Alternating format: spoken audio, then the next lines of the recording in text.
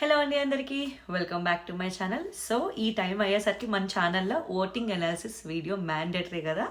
So voting అనాలిసిస్లో అయితే no change. దివ్య గారు బాటంలో ఉన్నారు అండ్ సుమన్ శెట్టి గారు బాటమ్ 2లో ఉన్నారు. సో దివ్య గారు ఫస్ట్ ఎలిమినేట్ అయ్యే ఛాన్స్ ఉంది. సింగిల్ ఎలిమినేషన్ ఉంటే, ఒకవేళ డబుల్ ఎలిమినేషన్ ఉంటే సుమన్ శెట్టి గారు కూడా వెళ్ళిపోయే ఛాన్స్ ఉన్నది. సో అతనికి ఈ వారంలో అంత స్కోప్ కనిపించలేదు అని చెప్పుకోవచ్చు. అండ్ గేముల పరంగా కూడా ఆయనకి అంత ఆపర్చునిటీ దొరకలేదు. కెప్టెన్సీ రేస్ నుంచి అవుట్ అవ్వడం జరిగింది. పాప ఎక్స్ కంటెస్టెంట్స్ వచ్చిన వాళ్ళందరూ బాగానే అవతల వాళ్ళని గెలిపించడానికి ఆడారు. కానీ కొంతమంది మాత్రం బిగ్ బాస్ హౌస్ని చూడగానే వాళ్ళకి ఇచ్చి పడిద్దాం అని పూనకం వచ్చిందేమో పాప, అందుకే గేమ్ అయింది, అట్లా అయింది. అందరికంటే బాధ అనిపించేది బర్నీ గారిదండి. ఆయనదైతే దారుణం అనిపించింది. పాపం గౌతమ్ వచ్చి స్ట్రిక్ట్గా సీరియస్గా ఆడిసి వెళ్ళిపోయారు, కానీ ఆయనకు అవకాశం ఇచ్చి ఉండాల్సింది అని అనిపించింది. సో ఎలా చూసుకున్నా సరే పాపం బర్నీ గారికి అయితే మైనసే. పాపం ఈ సీజన్కి ఆయన కెప్టెన్ అవ్వలేకపోయారు.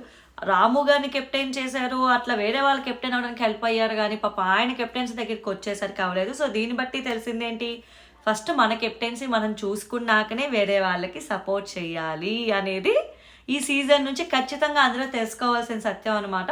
బర్నీ గారు ఆ కెపాసిటీ, అంటే లైక్ ఆయనలో ఆ గేమ్స్ ఆడగల ఆ పోటీ ఉంది, ఆ సత్తా ఉంది, మైండ్ గేమ్ నుంచి ఆ స్ట్రాటజీ ఉంది, అండ్ తర్వాత అందరినీ కన్విన్స్ చేయగల కన్విన్సింగ్ స్కిల్స్ ఉన్నాయి పాపం అయినా సరే ఆయన కెప్టెన్ అవ్వలేకపోయారు. చూద్దాం, ఇంకా ఏం చేయలేం.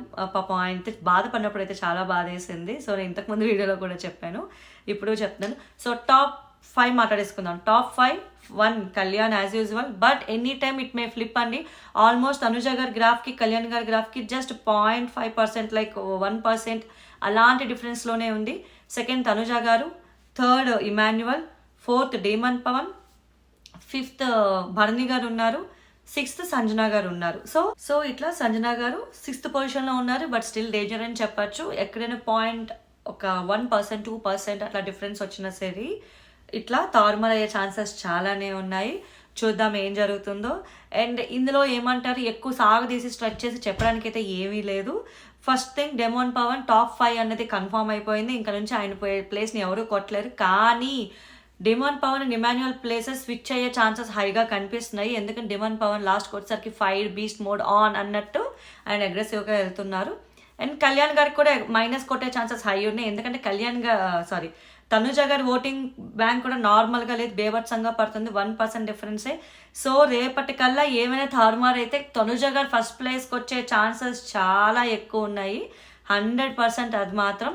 అండ్ భరణి గారికి ఆ సింపతి అవనియండి, ఈ వారంలో దివ్యత అయిన గొడవ అవనియండి, సంజన గారు ఆయన ట్యాబ్లెట్లే దొంగతనం చేయడం, మళ్ళీ దివ్యతోటి అక్కడ ఐడనింగ్ చేసుకుంటున్నప్పుడు గొడవ అవనియండి, ఇన్వాల్వ్ అవ్వద్దు, నువ్వు ఎందుకు అరుస్తున్నావు అని చెప్పి ఆయన గట్టిగా మాట్లాడుతున్నా సార్ దివ్య గారు అలా అడ్రస్ చేయడం అవనండి, ఇవన్నీ కూడా ఆయనకి చాలా ప్లస్ అయ్యాయని చెప్పచ్చు. అందరూ కూడా ఓకే భరణి గారు గేమ్ మార్చారు, అతను గట్టిగా ఆడుతున్నారు అని చెప్పి ఒక ఇంప్రెషన్ క్రియేట్ అయింది. ఎప్పుడైతే కెప్టెన్సీ కంటెంట్ అవ్వకుండా పాపం ఆయన ఓడిపోయారో ఆయనకు సింపతి యాంగిల్ క్రియేట్ అయ్యింది.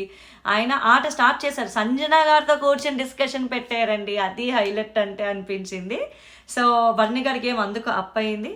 అండ్ సంజన గారు పర్లేదు, అటు సేఫ్ కాదు అటు డేంజరు కాదు. సుమన్ శెట్టి గారికి అయితే కష్టం, ఓట్లు అస్సలు రావట్లేదు. చూద్దాం ఏం జరుగుతుందో, ఎనీథింగ్ మే హ్యాపెన్. కాబట్టి చెప్పిందే చెప్పి నా వీడియోస్లో మీకు చూసిన వాళ్ళకి బోర్ కొట్టించడం నాకు ఇష్టం లేదు. సుమన్ శెట్టి గారు ఎందుకు రావట్లేదు అన్నది ఆల్రెడీ పాయింట్ చెప్పాము. ఎవరైనా కొత్తగా చూస్తే వాళ్ళ కోసం ఈ లైన్స్ అనమాట. సో ఆల్రెడీ అతను సపోర్ట్ చేసే వాళ్ళందరూ కూడా నామినేషన్స్లోకి రావడం వలన సో ఈ ఓట్స్ ఏవైతే ఉంటాయి సుమన్ శెట్టి గారికి ఇంతకు ముందు పడే ఓట్లన్నీ ఇటు వెళ్ళడం వలన ఆయన డేంజర్ జోన్లో వచ్చారు. ఆయనకి సంబంధించిన కంటెంట్ కూడా అంత పడట్లేదు అని చెప్పుకోవాలి, అదైతే నమ్మాల్సిన వాస్తవం. అందుకు సుమన్ శెట్టి గారు డేంజర్లో ఉన్నారు. సుమన్ శెట్టి గారి కంటే ఎక్కువ డేంజర్ దివ్య గారు. 100% దివ్య గారు అయితే ఈ వారం సర్వైవ్ అవ్వడం కష్టమేనండి, అదైతే 100%. డబుల్ ఎలిమినేషన్ ఉంటే సుమన్ శెట్టి గారు కూడా వెళ్ళిపోతారు, సింగిల్ ఎలిమినేషన్ ఉంటే దివ్య వెళ్తారు. ఒకవేళ ఇద్దరు ఎప్పుడు వెళ్తారు అని అంటే, ఫస్ట్ ఒక డబుల్ ఎలిమినేషన్ ఉంటే సాటర్డే దివ్య గారిని పంపించే ఛాన్సెస్ ఉన్నాయి, సండే సుమన్ శెట్టి గారిని పంపించే ఛాన్సెస్ ఉన్నాయి. సో ఇవి ఓటింగ్ అనాలిసిస్ ఈ రోజుకి అనమాట. సో నా వీడియోస్ అయితే ఎండింగ్ వరకు చూడండి, సబ్స్క్రైబ్ చేయండి, లైక్ చేయండి, షేర్ చేయండి. Thank you.